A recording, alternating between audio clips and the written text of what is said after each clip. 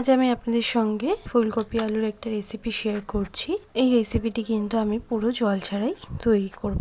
এই রান্নাটা কিন্তু খেতে গরম গরম রুটি, পরোটা, এমনকি লুচি, এমনকি শুধু প্লেন ভাতের সঙ্গেও খেতে অসাধারণ লাগে। শুকনো শুকনো এই আলু ফুলকপির তরকারি দিয়ে কিন্তু অনায়াসেই ভাত খাওয়া হয়ে যাবে, আর কিছুই কিন্তু লাগবে না।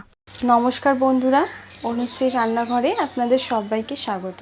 রেসিপিটি তৈরি করার জন্য আমি এখানে দুটো মিডিয়াম সাইজের আলু নিয়েছি। আলুগুলোকে এরম ডুমো ডুমো করে একটু কেটে নিয়েছি। আর নিয়েছি একটা মাঝারি সাইজের ফুলকপি। ফুলকপিটা একটু ডাঁটা শুদ্ধই নিয়েছি। শুধু ফুলগুলো নিলে রান্না করতে করতে অনেক সময় ঘেটে যায়, সেই জন্য একটু ডাঁটা সহকারেই আমি নিয়েছি। আর কি কি উপকরণ আমার লাগছে রান্না করতে করতে আমি আপনাদের সঙ্গে শেয়ার করে নেব। গ্যাস অন করে একটা কড়া বসিয়ে দিয়ে দিয়েছি পরিমাণ মতন সর্ষের তেল। তেলটা ভালোভাবে গরম হয়ে গেছে। দিয়ে দিচ্ছি হাফ চামচ পরিমাণে গোটা জিরে আর হাফ চামচ পরিমাণে জোয়ান। এই রান্না একটুখানি ফোড়নে জোয়ান দিয়ে দেখবেন, রান্নার ফ্লেভারটা কিন্তু একটা দারুণ হয়। এরপর দিচ্ছি 4 থেকে 5টা রসুনের কোয়া। রসুনের কোয়াটা দেওয়ার পর একটুখানি ভাজা ভাজা হয়ে যাওয়ার পর আমি দিচ্ছি এখানে কেটে রাখা আলু। আলুটাকে দিয়ে আমি 2 থেকে 3 মিনিট আগে একটুখানি ভেজে নেব।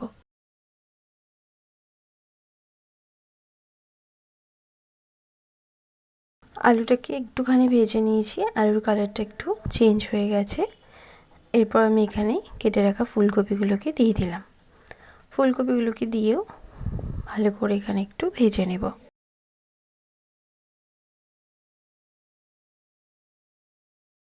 এরপর আমি একটু নাড়াচাড়া করার পরেই 2 মিনিটের জন্য লো ফ্লেমে ঢাকা দিয়ে দিয়েছি। 2 মিনিট পর ঢাকাটা সরিয়ে নিলাম। ফুলকপিটাও কিন্তু বেশ সুন্দরভাবেই ভাজা হয়ে গেছে। ফ্লেমটা কিন্তু এখানে লো টু মিডিয়ামে আমি রান্নাটা করব। এরপর আমি এখানে দিয়ে দিচ্ছি হাফ চামচ পরিমাণে জিরের গুঁড়ো,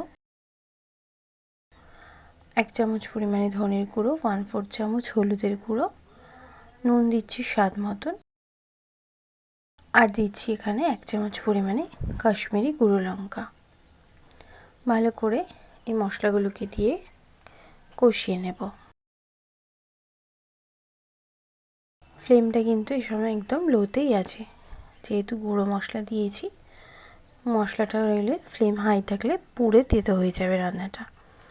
মশলাটা দিয়ে একটু কষিয়ে নিয়ে 2 মিনিট আবার লো ফ্লেমে ঢাকা দিয়ে দিলাম।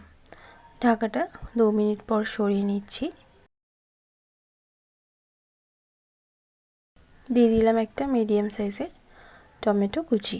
টমেটো কুচিটাকে দিয়েও ভালো করে আবার মিশিয়ে নিলাম। আর দিয়ে দিচ্ছি একটুখানি কড়াইশুঁটি। ভালো করে কড়াইশুঁটিকে টমেটোটাকে দিয়ে আবার একটুখানি নাড়াচাড়া করে নিলাম। এরপর আবারও 5 থেকে 6 মিনিটের জন্য লো ফ্লেমে ঢাকা দিয়ে দেব। ঢাকাটা সরিয়ে নিয়েছি। দিয়ে দিচ্ছি 1 চামচ পরিমাণে চিলি ফ্লেক্স আর সামান্য একটুখানি ধনেপাতা কুচি। এই রান্নাটা কিন্তু খুব বেশি গলে গেলে একদমই খেতে ভালো লাগবে না। সব কিছু একটু আস্তে আস্তে থাকবে, অথচ সেদ্ধ হবে, তবেই কিন্তু এই রান্নাটার টেস্টটা দারুণ সুন্দর হয়। ভালো করে ধনেপাতা আর চিলি ফ্লেক্সটাকে দিয়ে ভালো করে মিশিয়ে নিলাম। আর একটু শুকনো শুকনো করে নিচ্ছি। আলু ফুলকপি কিন্তু ভালোভাবে নরম হয়ে গেছে। ভালো করে মিশিয়ে নেওয়ার পর গ্যাসের ফ্লেমটাকে বন্ধ করে দিয়েছি। আর তরকারিটাও কিন্তু বেশ শুকনো শুকনো হয়ে গেছে। এবার আমি এটা সার্ভ করে নেব। গরম গরম রুটি, পরোটা, লুচি, এমনকি শুধু ভাতের সঙ্গেও এই রান্নাটা খেতে অসাধারণ লাগে।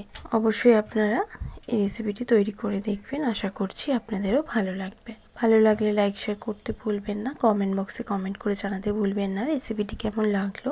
ভালো থাকবেন, সুস্থ থাকবেন। ধন্যবাদ।